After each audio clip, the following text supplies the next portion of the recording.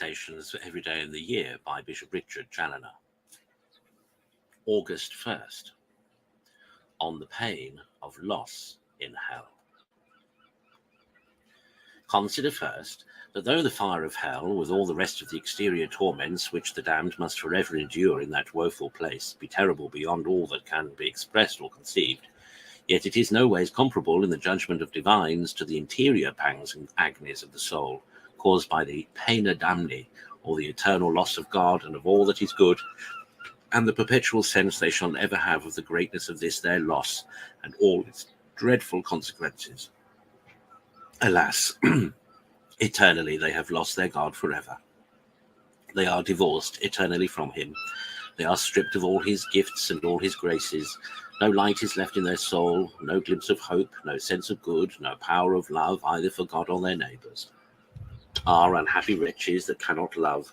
They are excommunicated from God.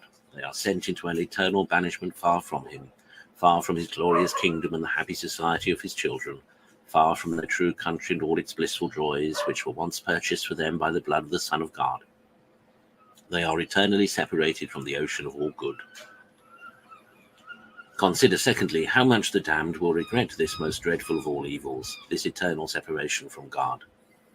Alas, poor sinners here, while they lie grovelling in the mire of the earth, diverted from the thought of God by 1,000 impertinences, and yet continually partaking many ways of his sweetness and goodness in some or other of his creatures, have little or no idea of what it absolutely is to lose God for evermore.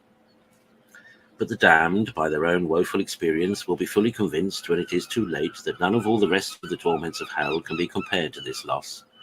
God is an infinite good in himself, and he is the inexhaustible source of all our good and of everything that is in any way good in his creatures. He is our universal good. In losing him, then, the damned have lost an infinite good from the first beginning and their last end, by whom and for whom they were created. They have lost their sovereign good, their universal good, their immense eternal good, the overflowing fountain, the very ocean of all good, their true and only happiness. They have lost him totally. They have lost him irrevocably. They have lost him eternally. They have lost him in himself. They have lost him in themselves. They have lost him in all his creatures. There is an immense gulf between him and them, never, never to be passed.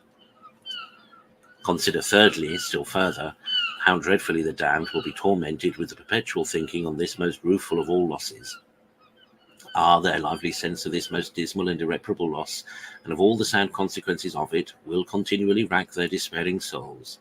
They will not be able so much as to turn away their thought one moment from it. For whichever way they shall turn to seek any one jot of ease or comfort in him or from him, they shall meet with none. All things shall seem to conspire against them. All things shall tell them that they have lost their God. They shall always find themselves bound down fast in eternal chains, which will keep them in a state of violence far away from him, and all the efforts of their vehement longing after him will only serve to redouble their misery. Hence there flow 1,000 other evils that make their whole soul a hell to itself. Hence black despair, sadness, rage, hatred, and blasphemy. Conclude never to turn away from God in this life, nor to lose him by wilful sin, and then thou shalt effectually prevent this last and worst of all evils, of being eternally separated from him.